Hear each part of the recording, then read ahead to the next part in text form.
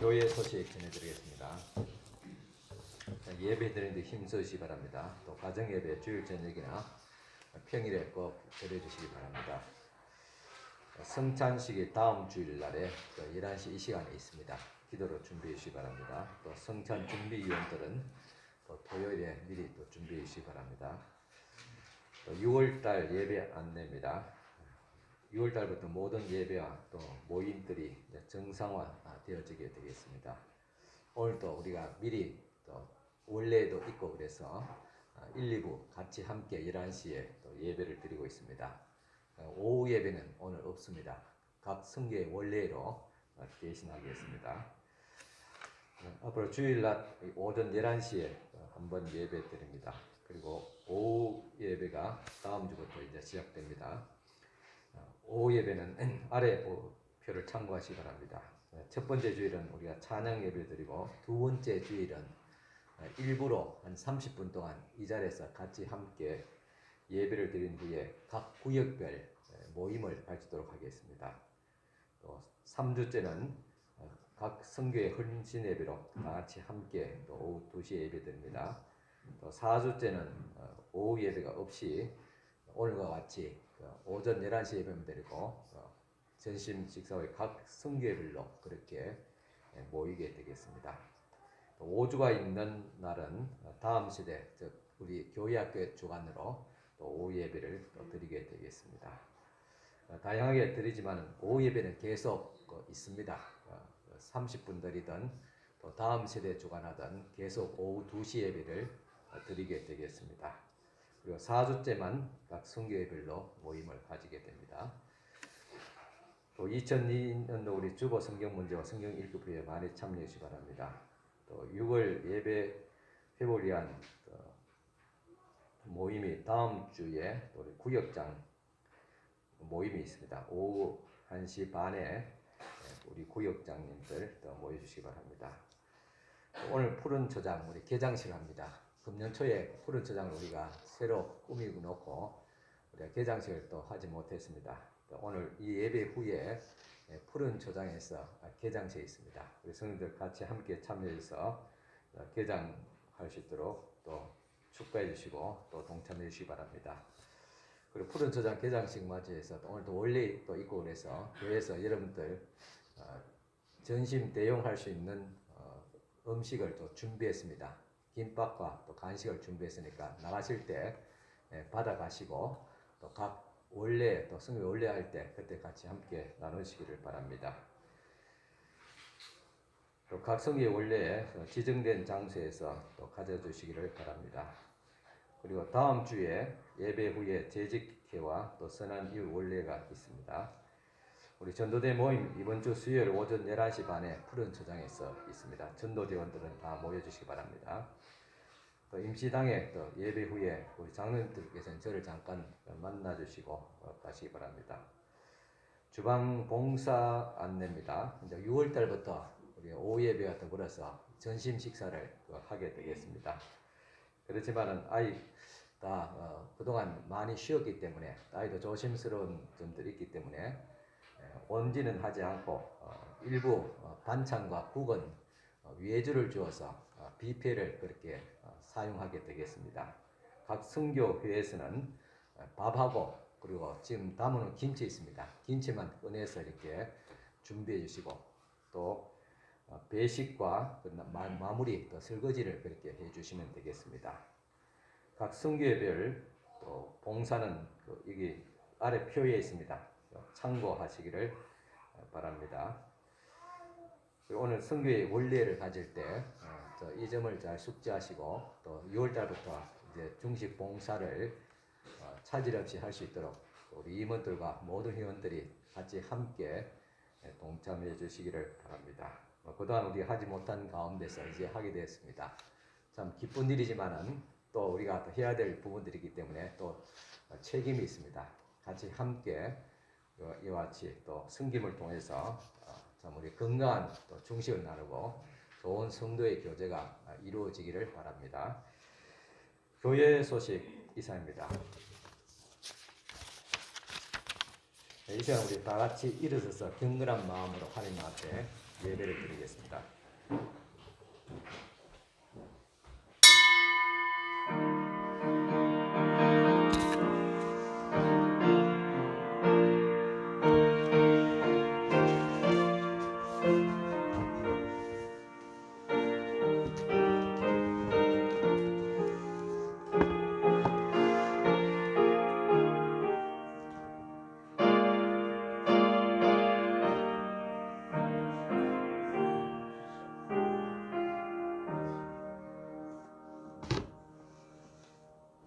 우리가 알거니와 하나님을 사랑하는 자 곧 그의 뜻대로 부르심을 입은 자들에게는 모든 것이 합력하여 선을 이루느니라. 아멘. 하나님 아버지 감사합니다. 5월 마지막 주일 또 주일 예배를 맞이해서 저희들이 다 함께 모여서 한 자리에서 한 하나님을 향해서 한 성도의 공동체를 이루면서 주님 앞에 예배로 나가게 하심을 감사를 드립니다. 얼마나 그동안 저희들이 함께 드리는 예배와 또 성도의 교제를 목말라 사모했습니다. 주님 은혜 가운데서 이제 회복되어지게 하옵시고 우리의 예배를 통해서 주님 영광 받으시옵시고 또 우리 성도들의 건강과 안전 늘 끝까지 주님께서 지켜 보호하여 주시옵소서. 이 시간도 주님 앞에 감사하는 마음으로 먼저 귀한 예물들을 드린 손길 있습니다. 주님 앞에 10의 1조 예물을 드리는 손길들 주께서 기억하여 주시기를 원합니다. 첫 예물을 주님 앞에 드리오매 모든 물질이 생활들이 더 거룩하며 온전하게 하옵시고 손실이 없도록 하옵시고 더 풍성한 물질의 복까지 다하여 주시옵소서. 지켜 보호하심을 감사하며 또 5월달 동안 지키심에 또 감사하며 하나님의 인도하심에 감사하며 하나님의 은혜로 회복케 하심을 또 감사하며 또 우리 성도 다 함께 또 11시 예배를 드리게 해주심을 또 감사하며 하나님의 은혜에 감사하며 또 신방을 또 감사하며 변함없이 주님의 사랑에 감사하며 한 주간도 주님의 은혜와 사랑 가운데 살게 하심을 감사하며 범사에 감사드리오며 주님 앞에 감사의 예물들을 올려드립니다. 이 모든 아름다운 향기로운 예물들을 주께서 기쁘게 받아주시옵기를 원합니다. 믿음으로 감사함으로 주님 앞에 나아가는 이 손길을 더욱 축복하옵시고 저들의 믿음대로 또 소원대로 되어지게 하여 주시옵기를 바라고 원합니다. 또 주님 앞에 성교 부재 장학 예물로 또 건축 예물로 또 주일의 헌금으로 주님 앞에 드립니다. 이 모든 향기로운 예물을 기쁘게 받아주시고 저희들에게 복을 다하시되 믿음의 복을 건강의 복을 물질의 복까지 다하여 주시옵소서. 예수님 이름으로 축복하며 기도드리옵나이다. 아멘. 다 앉으시기 바랍니다. 이 시간 최재형 지사님 나오셔서 찬양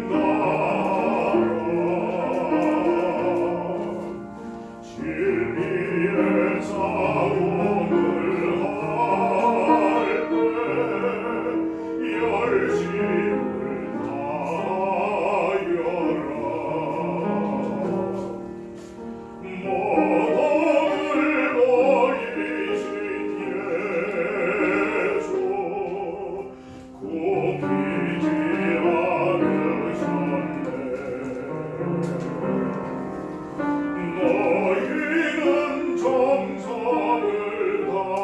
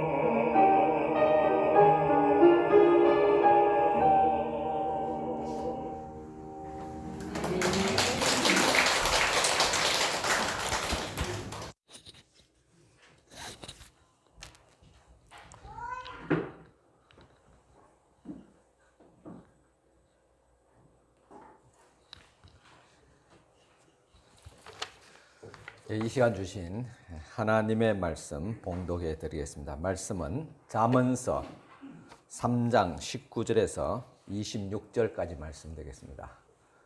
잠언 3장 19절에서 26절입니다. 제가 봉독해 드리겠습니다. 여호와께서는 지혜로 틀을 놓으셨으며 명철로 하늘을 견고히 세우셨고 그의 지식으로 깊은 바다를 갈라지게 하셨으며 공중에서 이슬이 내리게 하셨느니라. 내 아들아, 완전한 지혜와 근신을 지키고 이것들이 내 눈앞에서 떠나지 말게 하라. 그리하면 그것이 내 영혼의 생명이 되며 내 목에 장식이 되리니 내가 내 길을 평안히 행하겠고 내 발이 그치지 아니하게 하겠으며 내가 누울 때 두려워하지 아니하겠고 내가 누운즉 내 잠이 달리로다.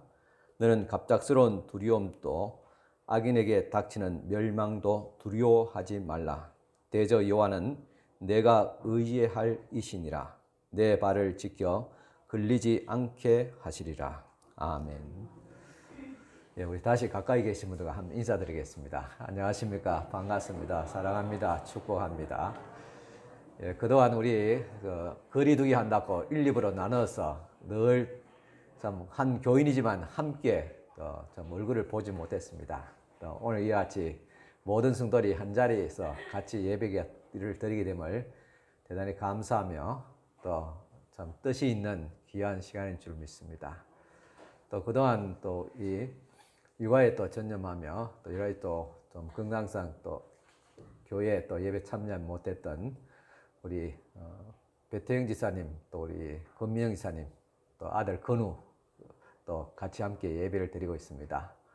참 코로나 가운데서 다 커버렸는데 아주 어릴 때 봤는데 이제 어느덧 많이 좀 컸는 것 같아요. 예. 그리고 우리 건우는 다음 주에 또 유아 세례를 받게 됩니다. 다음 주 오후 예배 때 드리게 되는데 아마 오늘 이와 같이 또 와서 미리 또 적응도 하고 또 함께 또 예배를 드리겠으면 또 감사를 또 드립니다. 또 우리 나이지사님 또 손녀도 또 왔네요. 그러니까 예, 감사합니다. 예. 우리 애들이 이렇게 같이 함께 예배 드리고 있는데 애는 어른이 아닙니다. 때로는 좀 설칠 수도 있고 또 소리를 낼 수도 있습니다.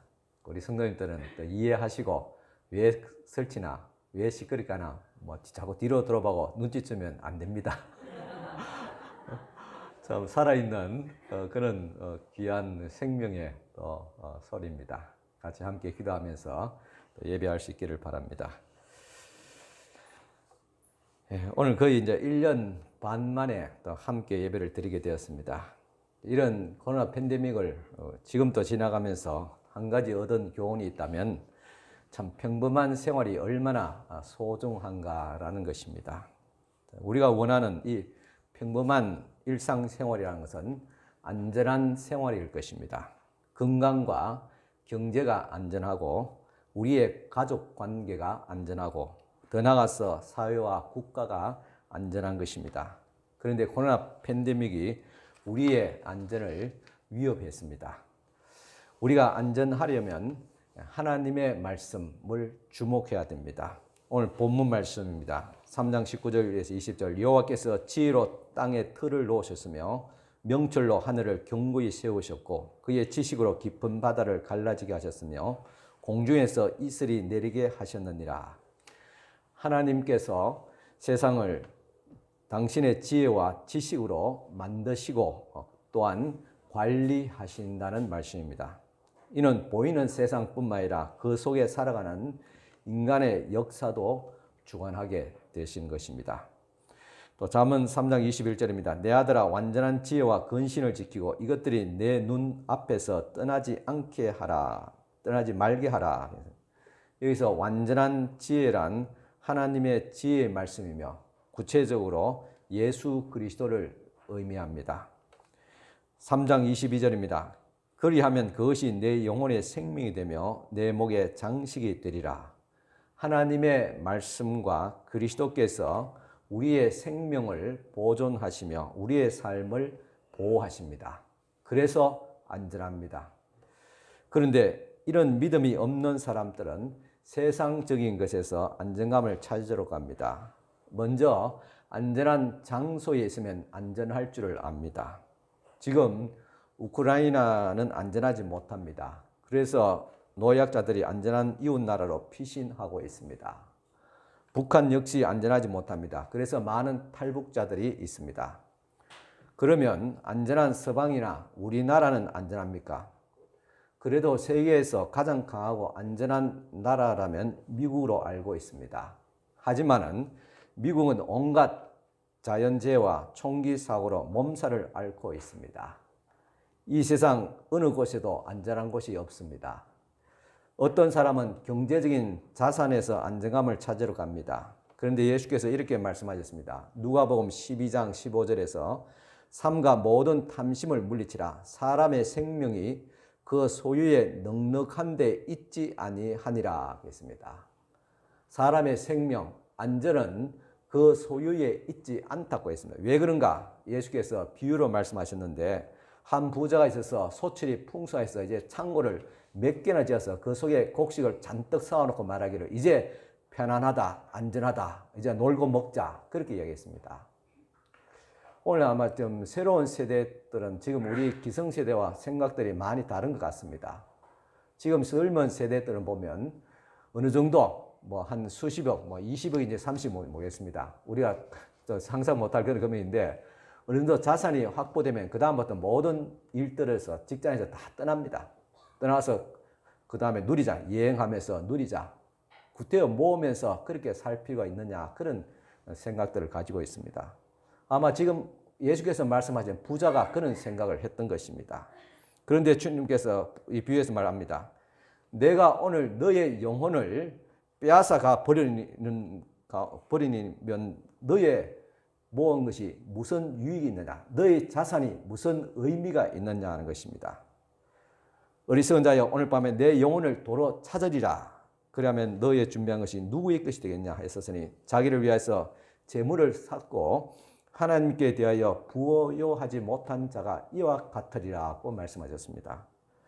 참, 이 세상의 재무 구조는 요동치고 있습니다. 한마디로 안전하지 못합니다.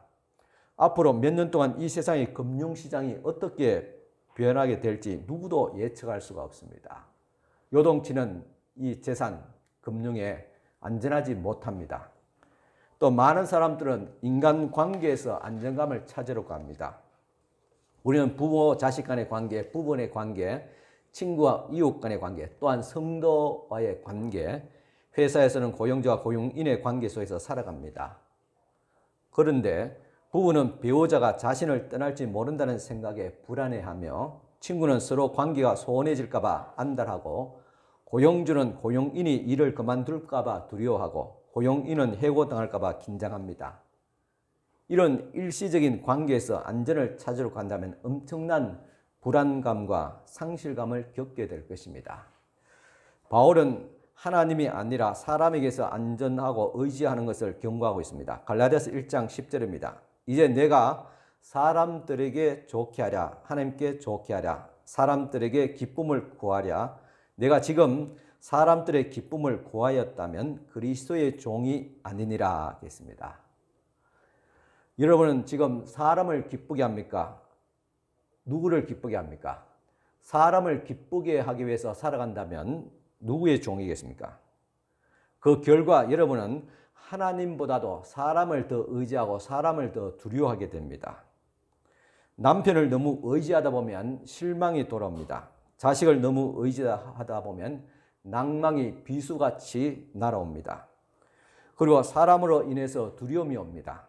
그래서 잠언은 이렇게 충고합니다. 잠언서 29장 25절 사람을 두려워하면 올무에 걸리게 되거니와 여호와를 의지하는 자는 안전하리라 하겠습니다. 이처럼 사람에게 안전을 찾고자 하는 자는 두려움이 오게 된다 하겠습니다.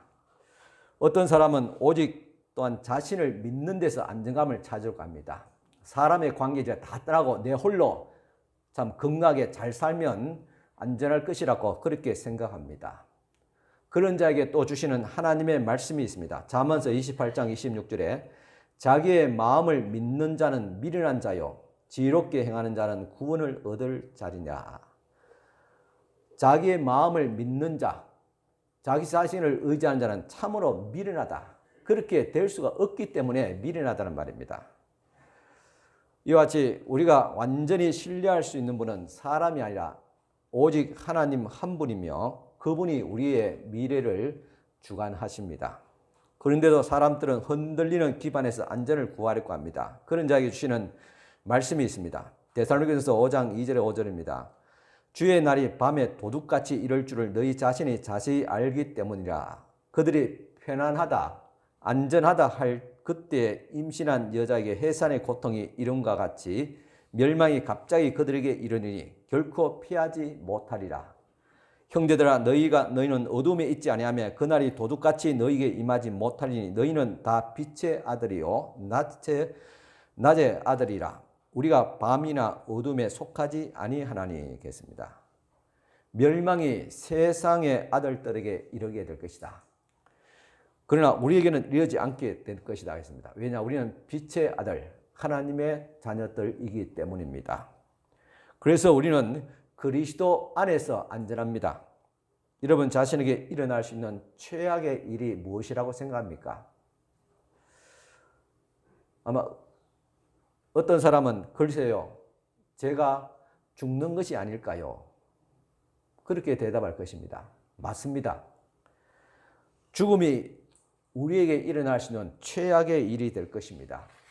그럴 때 생각하기를 여러분이 경력을 쌓기 위해서 살고 있었다면 죽는 것이 큰 손해입니다. 오로지 가족을 위해서 살고 있었다면 어떻습니까? 역시 죽는 것이 큰 손실입니다. 대울 같은 집이나 아니면 멋진 차를 위해서 살고 있었다면 역시 죽는 것이 큰 손해입니다. 그런데 이런 공식이 안 통하는 것이 있습니다. 빌립보서 1장 21절은 이는 내게 사는 것이 그리스도니 죽는 것도 유익함이라. 내게 사는 것도 참 그리스도이기 때문에 죽는 것도 유익하다는 말입니다.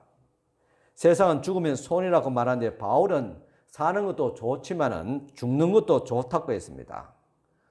우리가 영혼의 관점에서 있다면 생명을 잃게 되는 것도 유익하게 보일 수가 있습니다. 아니, 유익합니다. 하나님께서 주시는 안전이 있기 때문에 그렇습니다. 그래서 주님은 성도의 죽음은 거룩하시고 귀한 것이라고까지 말씀하셨습니다. 시편 4장 8절입니다. 내가 편안히 눕고 자기도 하리니 나를 안전히 살게 하시는 이는 오직 여호와이시니라 했습니다.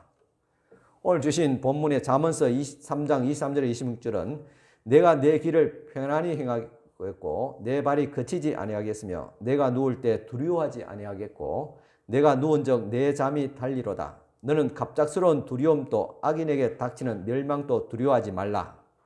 대저 여호와는 내가 의지할 이시라. 내 발을 지켜 걸리지 않게 하시리라 하겠습니다. 오늘 이 시간 성령께서 저와 여러분들의 심령의 눈을 열어주셔서 여러분들이 주 안에서 안전하다는 이 사실을 다시 한 번 더 깨닫고 확신할 수 있기를 간절히 축원합니다. 왜 우리가 안전하냐? 이 시간 제가 두 가지를 말씀드리고자 합니다.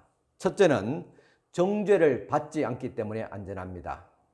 사람들이 불안해하는 그 중심에 들어가 보면 반드시 죄와 죄책감이 있습니다. 자신의 실수나 잘못에 대한 미안함과 불안함이 있습니다. 그러나 바울은 말합니다. 로마서 8장 1, 2절 그러므로 이제 그리스도 예수 안에 있는 자에게는 결코 정죄함이 없나니 이는 그리스도 예수 안에 있는 생명의 성령의 법이 죄와 사망의 법에서 너를 해방하였음이라. 여러분 누구의 잘못을 용서해 보신 적이 있습니까? 있는 줄 압니다. 나를 위기에 몰아넣은 사람, 나에게 깊은 상처를 준 사람, 나에게 경제적인 큰 손실을 준 사람, 나의 명예를 실축시킨 사람, 내가 가장 아끼는 물건을 잃어버리거나 파손시킨 사람들입니다. 이럴 때 우리가 선택할 수 있는 것은 두 가지입니다. 용서하거나 보복하는 겁니다. 여러분은 어떤 것을 선택하고 있습니까? 우리가 용서하게 된다면 그것은 하나님의 용서를 몸소 실천하고 체험하게 되면서 하나님 아버지의 마음을 알게 됩니다. 우리 안에 그리스도의 생명이 있을 때 자신도 모르게 하나님 아버지의 형상을 담게 됩니다. 그러면서 로마서 8장 2절에 그리스도 예수 안에 있는 생명의 성령의 법이 죄와 사망의 법에서 너를 해방하였음이라는 말씀과 같이 그리스도 예수 안에 있는 생명의 성령의 법이 내 속에 있음으로 말미암아 죄에 대해서 죄인에 대해서 보복하지 않고 그를 용서한다는 것은 율법에서 내가 자유함을 얻게 되었다는 사실입니다. 반대로 여러분들이 큰 실수나 죄를 지었을 때 용서받은 경험이 있습니까? 누가 내게 진 빚을 탕감해 주는 것을 경험해 보았습니까? 아마 세상에서 나의 빚을 탕감해 줄 사람은 아마 없을 것입니다. 그러나 또 빚을 대신 갚아주는 그런 경우도 아마 거의 없습니다. 은행 카드가 연체되면 납입 날짜가 하루가 지나기 무섭게 바로 전화가 와서 독촉합니다. 그리고 연체금이 불어납니다. 혹시나 사채나 또한 제2금융권을 이용하게 되면 이자가 눈둥이같이 불어납니다. 제때 갚지 못하면 온갖 협박과 욕설이 가합니다. 사람의 피가 마르게 됩니다. 아마 사업을 하는 사람들이라면 한두 번 경험해 볼 수도 있습니다. 그래서 저는 TV를 시청하면서 제2금융권 광고가 나오면 아주 보기가 싫습니다. 참 경제적으로 어려운 사람들이 사용할까 봐 걱정이 됩니다. 그리고 사채업자들이 집집마다 명함을 돌리는 걸 보면 걱정이 됩니다. 누가 이것을 가지고 헤어놓지 못할 수렁에 빠질까 봐. 그래서 저는 그런 명함을 보면 족족이 다 얼른 주워다가 쓰레기통에 버립니다.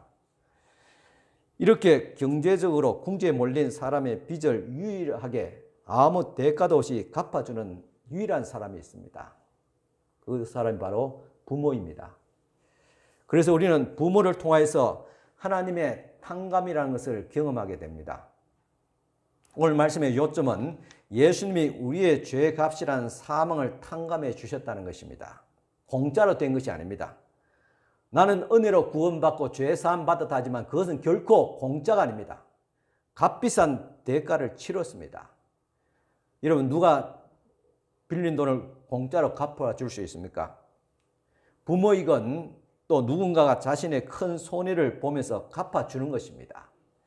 이렇듯 예수님은 자신의 목숨을 죄의 값을 대신 치루어 주셨습니다.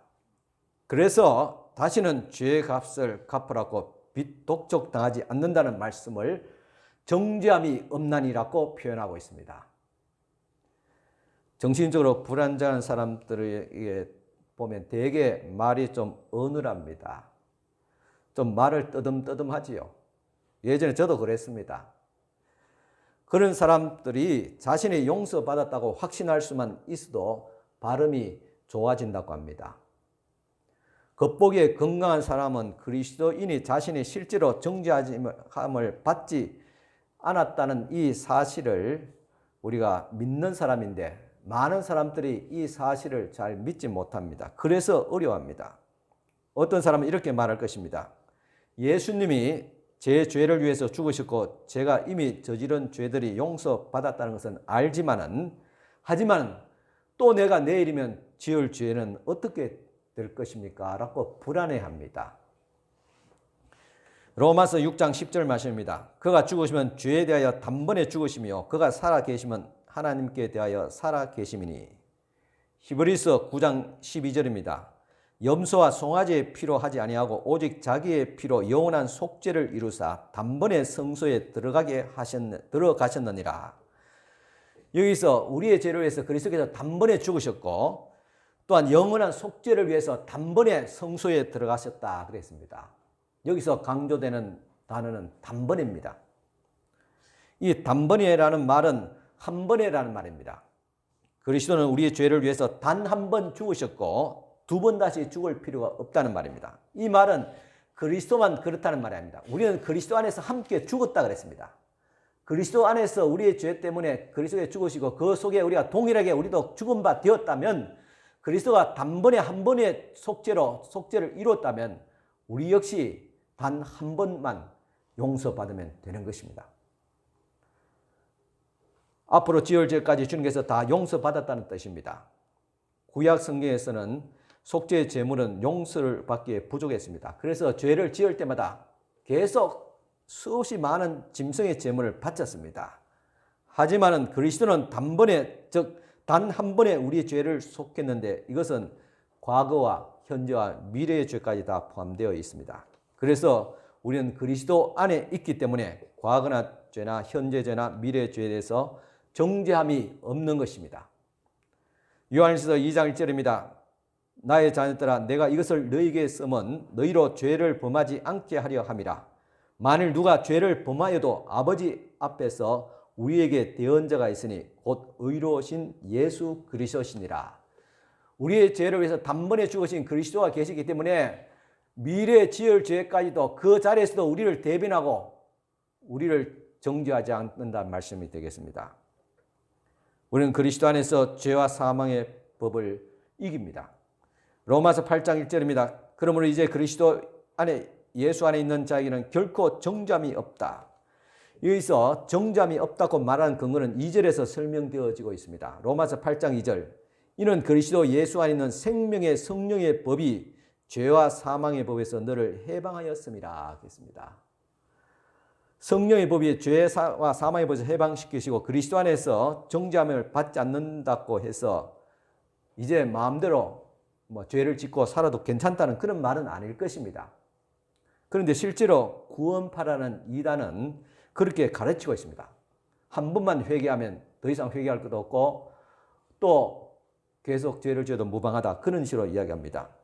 하지만은 죄 사함을 받았다 해서 이제 죄를 마음대로 지어도 된다는 뜻은 아닙니다. 이것을 이해하기 위해서는 우리는 중력의 법칙을 예를 들어서 설명하겠습니다. 중력의 법칙이라는 것은 모든 물건들이 지구 중심을 향해서 떨어집니다. 지구의 중심은 모든 물건을 끌어당기는 힘이 있습니다. 이처럼 죄는 마치 중력과 같아서 우리는 사망으로 끌어당기는, 우리를 사망의 그는 음침한 곳으로 끌어당기는 힘이 여전히 남아 있습니다. 그런데 그럼에도 불구하고 비행기가 날고 새들이 날아다닐 수 있는 것은 무엇입니까? 중력의 힘보다도 더 센 힘이 있기 때문에 비행기가 날아다닙니다. 이 땅에 중력의 힘보다 더 센 이 새의 날개짓하는 힘이 있기 때문에 하늘을 날아다니는 것입니다. 이런 중력의 법칙이 여전히 효력이 있다는 것을 믿지 못하겠다면 비행기가 가다가 비행기가 엔진이 멈춘다고 생각해 보십시오.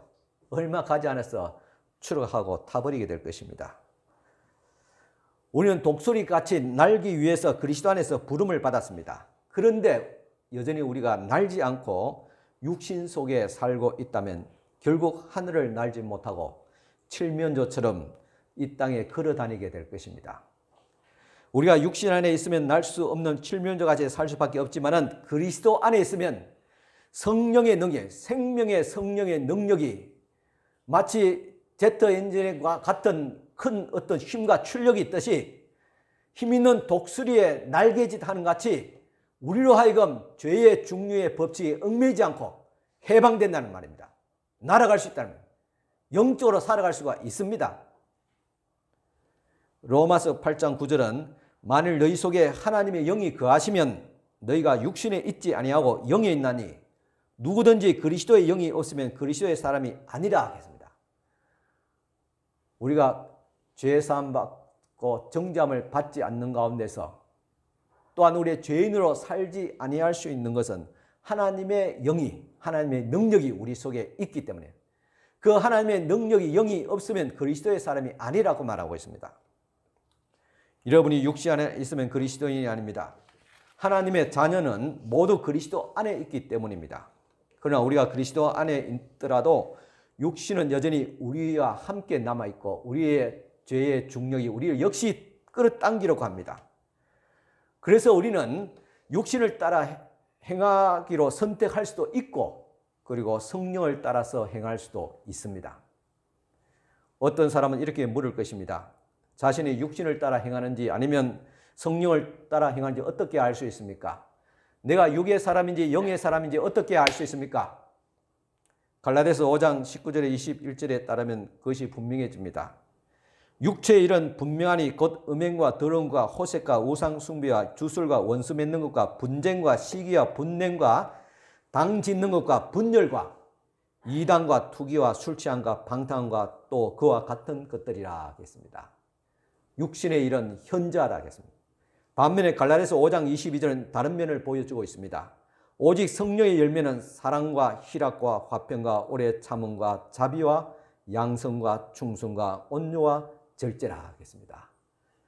육신을 따라 행하든지 성령을 따라 행하든지 판단하며 여러분의 삶에 흘러놓은 것을 관찰해 보십시오.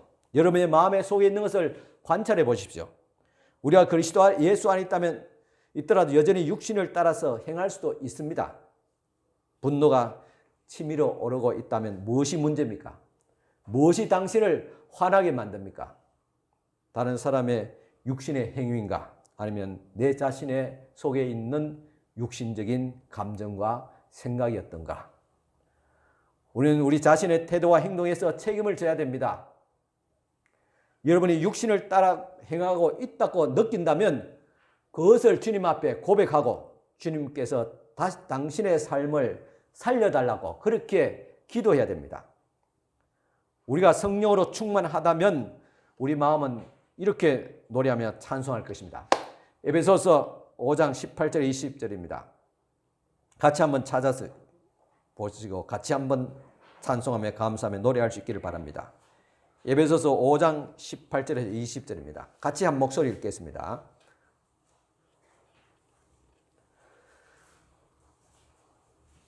에베소서 5장 18절 술 취하지 말라. 이는 방탕한 것이니 오직 성령으로 충만함을 받으라. 시와 찬송과 신령한 노래들로 서로 화답하며 너희의 마음으로 주께 노래하며 찬송하며 범사의 우리 주 예수 그리스도의 이름으로 항상 아버지 하나님께 감사하며.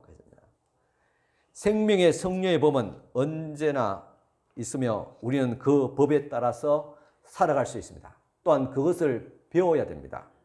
갈라디아서 5장 16절입니다. 너희는 성령을 따라 행하라. 그리하면 육체의 욕심을 이루지 아니하리라 하겠습니다. 그리스도 안에서 정죄함을 받지 않는 여유로운 사람이라 할지라도 우리가 성령을 따라 행하느냐 육신을 따라 행하느냐 따라서 우리는 육의 사람이 될 수 있고 영의 사람이 될 수 있다는 말입니다. 여기에 우리의 책임을 물어야 됩니다. 하나님의 사람으로 구원받았다면 하나님의 사람답게 살아야 됩니다. 성령을 따라서 행해야 됩니다. 행할 수가 있습니다. 그렇게 되어야 되고 그렇게 배워야 됩니다. 그렇게 될 때 이제 더 이상 죄가 우리를 다스리지 못하게 되는 것입니다. 바울은 로마서 6장 11절에 이런 말을 하고 있습니다. 이와 같이 너희도 너희 자신을 죄에 대하여는 죽은 자요 그리스도 예수 안에서 하나님께 대하여는 살아있는 자로 여길지어다 하겠습니다. 여기서 죄에 대해서 죽은 자로 여기라 하겠습니다. 여기서 죄에 대해서 죽었단 말은 죄가 우리와 상관하지 않고 우리에게 아무 상관없는 아무 영향이 없는 것이 그런 것이 아니라는 말입니다. 죄의 법은 여전히 강합니다. 이 땅의 중력의 힘이 여전히 이 땅에 존재하고 있듯이 죄의 법은 여전히 강하고 매혹적이며 여러분들을 유혹할 때 그때 우리가 어떻게 해야 되냐? 여기에 반응하지 말아야 됩니다. 너희는 죄에 대해서 죽은 자로 여기라 했습니다. 그리스도 안에서 죽었다 했습니다. 죽은 자는 말이 없습니다. 반응이 없습니다. 이와 같이 우리가 죽으라는 말은 죄에 대해서 죽으라는 말입니다. 죄에 대해서 반응하지 말라는 말입니다. 여러분 죄를 지어서는 안 됩니다. 책임지고 죄가 여러분들의 육신을 다스리지 못하게 하거나 육신을 따라 행하지 말아야 됩니다. 혹시라도 육신대로 살 때가 있더라도 여러분은 구원을 잃어버리지 않을 것입니다. 이 말을 여러분 잘 들어야 됩니다. 혹시라도 죄를 범할지라도 구원을 잃어버리지 않는다는 그런 의미에서 우리 구원의 경고성에서 안심해도 좋습니다. 하지만은 이것을 생각해야 됩니다. 하나님과 상관없는 삶을 선택한 결과는 보응을 감내해야 한다는 사실입니다. 육신의 행위는 반드시 드러나며 그 대가를 혹독하게 치르게 됩니다. 여러분, 죄함 짓고, 그죠? 회개하면 그만이지. 그렇게 간단한 것이 아닙니다. 비록 그 죄로 말미암아 회개했다면 구원은 잃어버리지 않을지 모르겠지만은 그 죄에 대한 혹독한 대가를 이 땅에서 치러야 된다는 말입니다. 그래서 간단한 것이 아닙니다. 육신의 행위는 반드시 드러나게 됩니다. 그 징계는 죄값을 치르게 되는데, 그 징계는 죄값을 치른 것이 아닙니다. 죄값은 이미 주는 게서 다 치렀기 때문입니다. 그렇지만은 더 이상 죄를 짓지 않기 위해서 주님께서 징계하신다는, 보응하신다는 말입니다. 보응이 없다면 죄를 짓고 또 내일이면 또 죄를 짓고 또 회개하고 한 주간에 시큰 죄 짓고 살다가 주님 앞에 나와서 예배하고 회개하면 깨끗함을 받았다. 안심하고 돌아가서 또 한 주간은 죄를 짓고 다음 주간 또 죄를 짓고 이게 뭡니까? 그렇게 하지 않기 위해서 주님께서 죄에 대해서 혹독한 대가를 징계를 하신다는 말입니다. 죄의 고리를 끊기 위해서. 여러분 사람 부모라면 자식이 죄 짓고 다니는데 그냥 보고만 있을 겁니까? 어떤 방법으로 제재하고 끊어야 되겠지요. 하나님의 마음이 그렇습니다. 히브리서 12장 10절에 11절입니다. 그들은 잠시 자기의 뜻대로 우리를 징계하거니와 오직 하나님은 우리의 유익을 위하여 그의 거룩하심에 참여하게 하시느니라. 오직 무릇 징계가 당시에는 즐거워 보이지 않고 슬퍼 보이나 후에 그로 말미암아 연단 받은 자들은 의와 평강의 열매를 맺느니라 했습니다. 세상 사람들은 자기의 혈기로 자기 기분대로 징계할 수 있습니다. 기분 나쁘다고 때리고 머럭하고 욕할 수도 있습니다. 하지만 하나님은 그렇지 않다는 말입니다. 우리의 유익을 위해서 징계하신다 했습니다.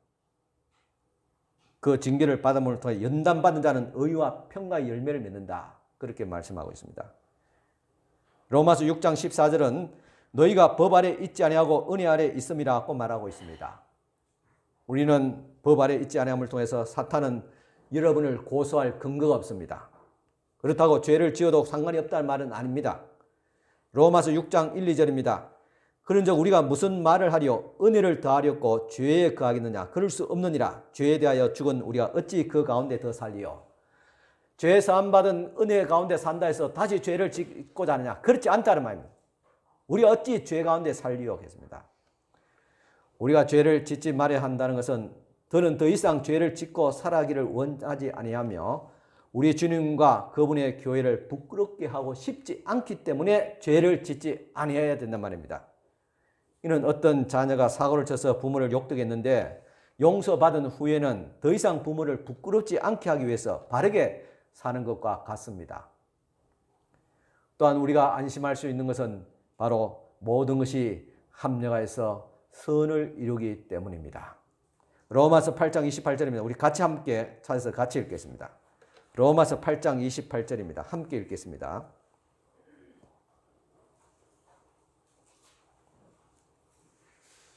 같이 읽겠습니다. 우리가 알거니와 하나님을 사랑하는 자, 곧 그의 뜻대로 부르심을 입은 자들에게는 모든 것이 합력하여 선을 이루느니라. 아멘. 여러분, 벼랑 끝에서 있는 그 심정을 여러분 이해하십니까? 건강에 이상이 와서 경제적인 위기에 몰릴 때 또 가정의 불화로 벼랑 끝에 서본 적이 있었습니까? 없다면 복받은 사람이고 있다면 하나님의 섭리를 기다려야 할 자입니다. 저도 살아오면서 여러 번 벼랑 끝에 설 때가 있었습니다. 그때마다 이 가운데 하나님이 어디 계십니까? 하고 한탄한다면 아마 믿음 없는 목사이겠지요. 차마 입 밖에 그렇게 말을 하지 못하더라도 하나님 왜 나를 돌아보지 아니하시나이까? 라고 탄식할 때가 있습니다. 다윗도 시편을 통해서 그렇게 탄식했고 예수님도 십자가에서 하나님 왜 나를 버리셨나이까 라고 탄식하시면서 숨을 거두셨습니다. 하여튼 우리가 고난을 당할 때 하나님의 뜻을 찾기라는 것은 참 쉽지 않습니다. 어느 작은 교회가 그 지역이 개발됨을 따라서 수십억의 재산의 수혜자가 되었습니다. 겨우 근근이 그죠? 자리받은 그 교회가 참 받기엔 너무나도 놀라운 그런 금액이었습니다. 주위 교회들이 그 교회가 그 돈을 어떻게 사용할지에 대해서 여러 가능성을 추측하면서 궁금해했습니다. 6개월 후에 그 교회가 어떻게 되었겠습니까? 그 큰 자산을 잘 이용해서 교회를 더 아름답게 또 다른 곳에서 지어서 교회가 더 부흥하며 성장했을까요? 그렇게 되기를 기대했습니다. 하지만은 그 돈 때문에 교회가 둘로 갈라져 버렸습니다. 한때는 하루하루 하나님이 공급해 주시는 것에 의존하면서 행복하게 신앙생활했던 작은 공동체가 좋은 일로 보이던 것 때문에 분열이 된 것입니다. 실제로 있었습니다. 우리는 여기에서 무엇이 좋은 것인가 라는 의문을 가지게 됩니다. 엄청난 물질의 복이 좋은 것인가? 아니면 벼랑 끝에 선 것 같은 고난이 좋은 것인가? 무엇이 하나님의 뜻인가? 찾기라는 것은 쉽지 않습니다. 중국의 옛 속담에 가난한 농부의 이야기가 있습니다. 어느 날 농부의 집에 있던 말이 달아나 버렸습니다. 불행한 일입니다. 그런데 그 후에 그 말이 다른 훌륭한 말을 또 끌고 왔습니다. 그 농부는 정말 믿기지 않는 선물을 받은 것입니다. 그의 경제적 수준에서는 정말 놀라운 축복입니다. 다음날 그 농부의 아들이 말을 타고 가다가 말에서 떨어져 다리가 부러졌습니다. 어쩌면 새로운 말을 갖게 된 것이 좋은 일이 아니라 나쁜 일일지도 모릅니다. 그런데 다음날 몇몇 장군이 산에서 내려와서 그 아들과 그 말과 함께 전쟁에 나가야 된다고 했습니다. 그런데 농부의 아들은 갈 수가 없었습니다. 왜냐? 다리가 부러졌기 때문입니다. 갑자기 다리가 부러진 것이 좋은 일이 되었습니다. 이런 이야기는 우리들에게도 계속 이어집니다. 어느 날 좋은 일처럼 보였던 것이 다음날 나쁜 일로 변할 때가 비일비재합니다. 문제는 우리에게 진짜 좋은 것이 무엇인지를 모른다는 것입니다. 하나님은 무엇을 통해서 일할 수 있습니다. 무슨 일을 통해서도 일을 하십니다. 좋은 것은 하나님께서 원하는 하지만 하나님이 어떻게 역경을 사용하셔서 사람들을 자신에게 이끄시는지에 대한 이야기는 이 성경에 참 다 담을 수 없을 만큼 많습니다. 여러분은 벼랑 끝에 선 인생이 되기를 원합니까? 아니면 어느 작은 교회의 경우처럼 예상치 못한 엄청난 물질의 복을 받기를 원하십니까? 중요한 것은 그리스도 안에 있으면 좋은 일이든 나쁜 일이든 거기에 오는 연단이 있다는 사실입니다. 하나님은 나쁜 것을 좋은 것으로 만들어주겠다고 약속하지 않았습니다. 착각하지 말아야 됩니다. 우리가 나쁜 일을 겪지 않게 하겠다고 장담도 하지 않았습니다. 나쁜 일도 겪습니다. 하나님은 자신을 사랑한 자에게 모든 일을 심지어 끔찍한 일까지도 또 그 가운데서 선한 것이 나올 수 있다는 이 사실을 주님께서 약속을 하셨던 것입니다. 로마서 8장 28절에 우리가 알거니와 하나님을 사랑한 자 곧 그의 뜻대로 부르심을 입은 자들에게는 모든 것이 합력하여 선을 이루느니라는 이 약속은 로마서 5장 3절에 5절의 말씀의 과정을 통해서 완성됩니다. 읽어드리겠습니다. 우리 같이 한번 읽겠습니다. 로마서 5장 3절에서 5절입니다. 로마서 5장 3절에서 5절까지 같이 읽겠습니다.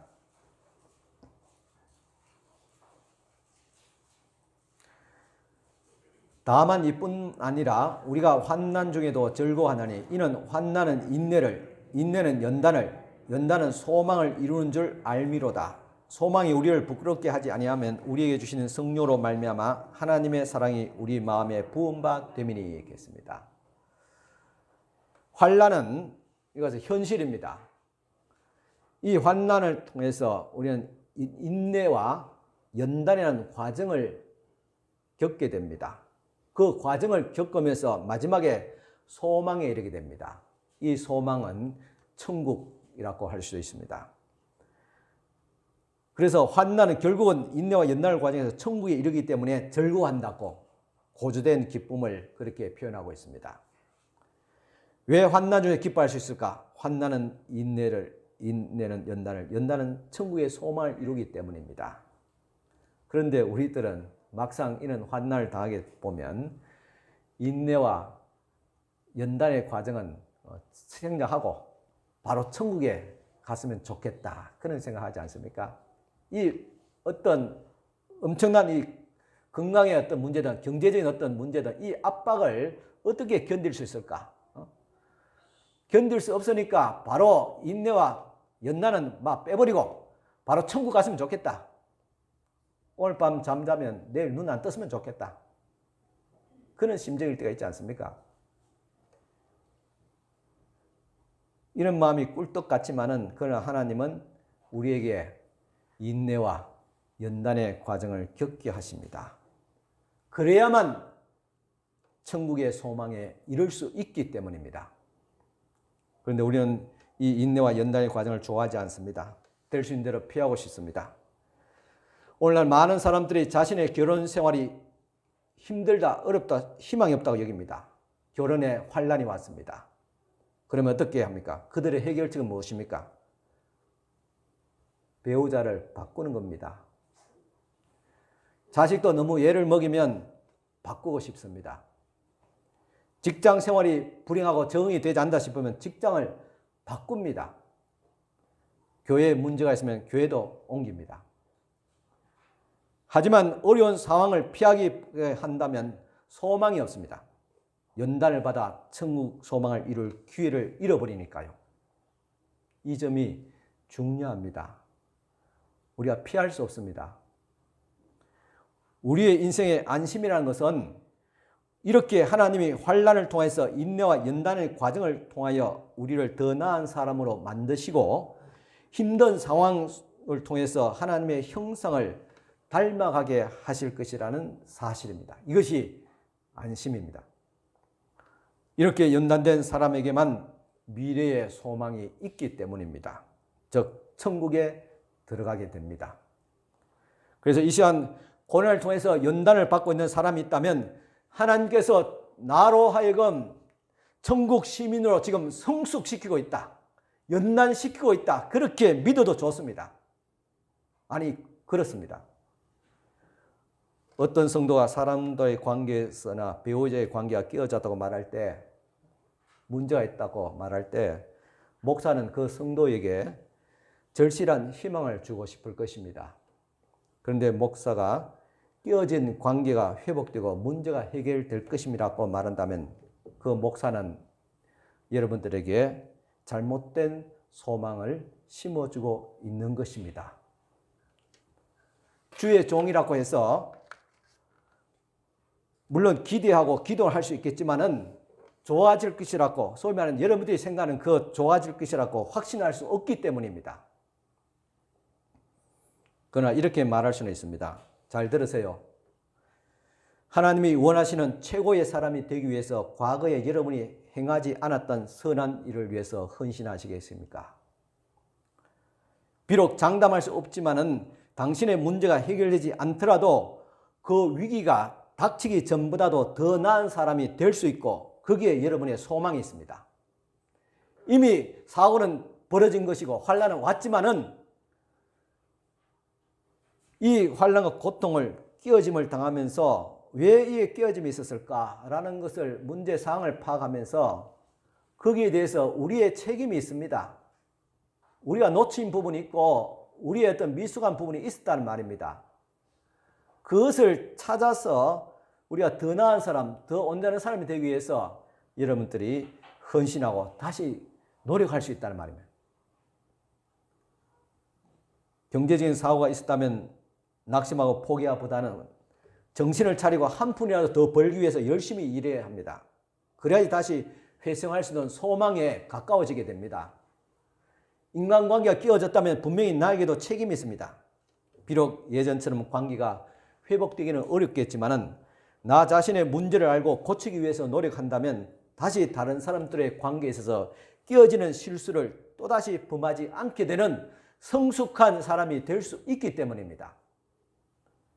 하나님이 원하시고 우리에게 유의되는 것은 문제 해결보다는 고통을 통해서 하나님의 사람으로 성숙되어지게 되는 것입니다. 그 성숙을 되어지는 것을 인내와 연단의 과정을 통해서 되어지게 됩니다. 여기에 우리의 소망이 있고 우리가 바라는 진짜 영원한 소망에 근접하게 되는 것입니다. 지금 겪고 있는 고통과 시련과 환난 가운데서 참고 연단받아서 하나님의 사람으로 성숙하게 되고 거룩하게 되어질 때, 즉 이것을 성화라 말합니다. 비로소 우리는 천국의 문을 두드릴 수 있는 자격을 얻게 됩니다. 이것이 환난과 참음과 연단을 통해서 이루게 되는 소망입니다.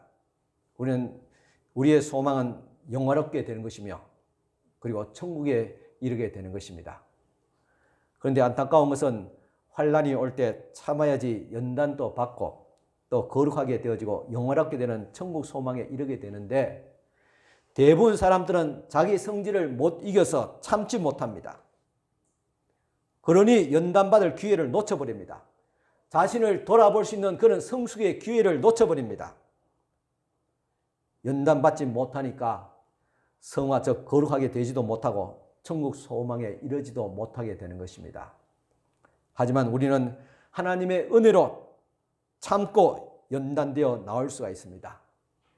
이것이 로마서 8장 28절에 말하는 모든 것이 합력해서 선을 이룬다는 말씀의 핵심입니다. 합력해서 선을 이룬다는 것은 가난한 사람이 부자가 되고 그리고 병든 자가 낫고 문제가 해결되고 여러분들의 부채가 해결된다는 것이 아닙니다. 이런 것은 땅에서 얻고자 하는 그런 보이는 소망입니다. 우리의 소망은 보이는 소망이 아니라 보이지 않는 영원한 소망입니다. 로마서 8장 24절에서 25절입니다.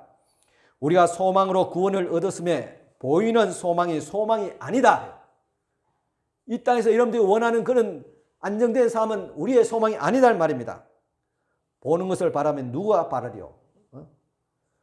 누구든지 그것은 세상 사람이 다 바라볼 수 있는 것이 아니냐면 만일 우리가 보지 못하는 것을 바라면 참음으로 기다릴지니라. 우리가 기다리는 소망은 아직도 눈에 보이지 않는 것이 더 영원하고 영적인 것입니다. 그것을 바라보는 자는 참으라 그랬습니다. 참고 연단을 받으라 말합니다. 우리가 바라는 이 소망은 세상에서 볼 수 있는 것이 아닙니다. 보이는 이 세상의 소망은 다 무너지게 됩니다. 여러분 어떤 사람이 병든 죽을 병에 걸려서 살았다면 간증거리겠지요. 같이 함께 기뻐하고 축하할 일이겠지요. 그러나 영원히 삽니까? 얼마 있지 않다가 또다시 병들어 죽습니다. 잠깐입니다. 보이는 소망은 소망이 아닙니다. 영원하지 않습니다. 하지만은 지금은 보이지 않지만은 하나님이 주시는 천국에 이르는 길은 한 걸음 한 걸음 뚜벅뚜벅 걸어가야 하는 인내와 연단의 길이요. 이 길만이 천국에 이르는 소망의 길입니다. 그래서 환난 중에도 우리는 기뻐할 수 있습니다. 로마서 5장 3절 5절입니다. 다만 이뿐만 아니라 우리가 환난 중에도 즐거워하느니 이는 환난은 인내를, 인내는 연단을, 연단은 소망을 이루는 줄 알미로다. 이까지 지금 말씀드렸습니다. 그러나 이제 더 주님이 주시는 큰 위로가 있습니다. 소망이 우리를 부끄럽게 하지 아니하면 겠습니다. 우리가 바라보는 이 소망의 삶을 살면서 인내하고 참고 하는 우리의 이 삶이 결코 헛되지 아니한 것은 우리에게 주시는 성령으로 말미암아 하나님의 사랑이 우리 마음에 부음바 됨이라 하겠습니다. 이 소망의 삶이 부끄럽지 않다 했습니다. 우리가 환난 당하는 것은 부끄럽지 않습니다. 여러분 부모 때문에 자식 때문에 고난 당한 분이 있다면 부끄러운 일이 아닙니다. 여러분 잘못이 아닙니다. 오히려 환난을 당할 때 참고 연단받는 과정에서 성령을 통해서 하나님의 사랑이 하나님의 위로하심이 여러분들 마음에 부음받아지고 충만하게 부어지게 될 것입니다. 하나님의 위로하심과 하나님의 사랑이 여러분들 마음에 충만히 부어지기를 간절히 축원합니다. 기도합니다. 이 모든 것이 바로 합력하여서 선을 이룬다는 말씀입니다. 여러분,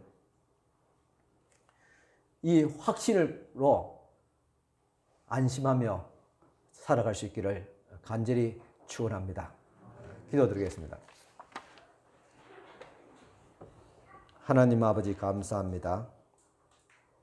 한 아버지로 살아간다는 것이 얼마나 그 책임이 무겁고 중하고 또 어려운지 저희들이 인생을 살아가면서 알게 됩니다. 하지만 하나님은 한 자녀의 아버지가 아니라 모든 만민의 아버지로서 그 고통을 어떻게 다 감당하셨는지요. 한 아버지로서 부모, 자식의 허물을 담당한다는 것이 얼마나 힘든 것인가를 우리가 절실히 느끼며 살아가지만은 우리 예수님께서는 온 세상 만민의 그 허물을 다 짊어지시고 십자가에서 고통당하신 예수님, 어떻게 그 어려움을 이겨냈습니까?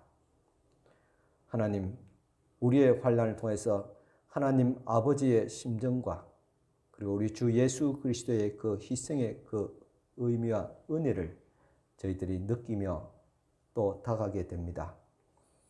하나님께서 오늘도 우리를 이 땅에서 안심하며 살아가기 위해서 우리를 용서하시고 하나님의 거룩한 자녀로 삼으시며 이 땅에서 안심하며 살아가기 위해서 그리스도 안에서 환난을 통해서 인내를 통해서 연단을 떠나서 천국에 이르기까지 인도하시는 하나님의 무한하신 사랑과 또한 하나님의 도우시는 손길에 다시 한 번 더 감사를 드립니다.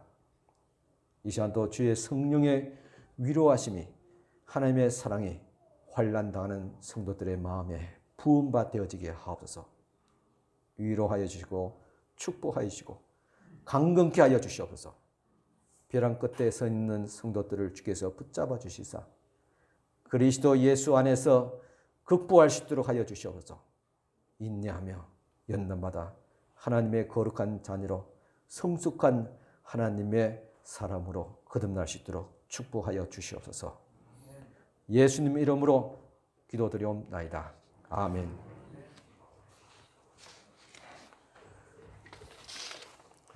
다 같이 찬송가 345장 찬송가 다 같이 드리겠습니다. 345장입니다.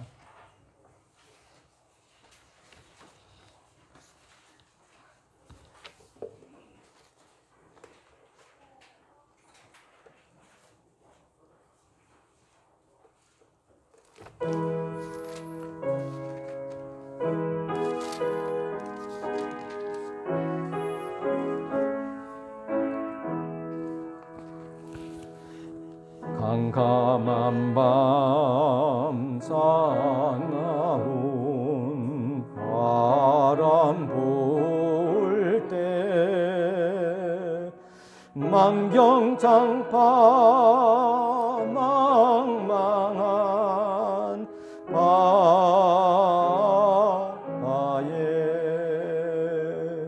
외로운 배 한 척이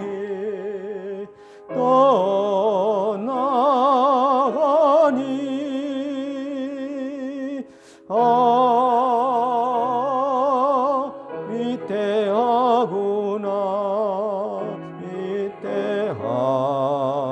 위태하구나 비바람이 무섭게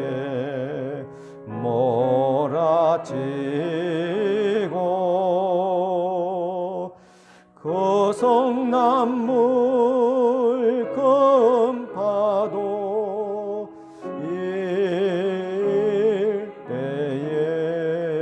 일때에 저 배사공 어쩔 줄 몰라니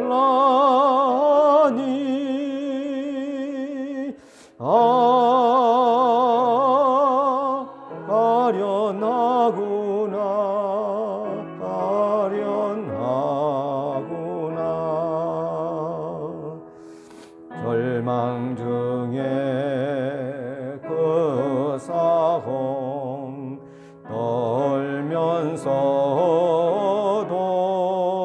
떨면서도 한 줄기의 밝은 빛 보고서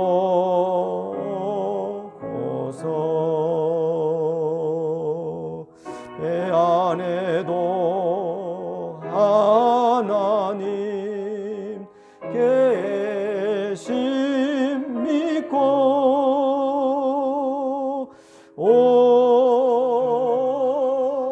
기도 올린다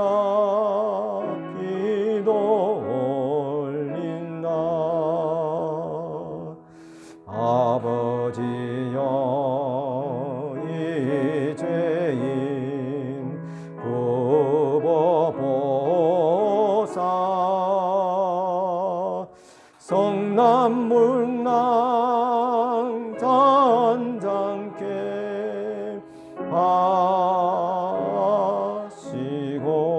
하시고 이 불쌍한 인생을 살리소서. 오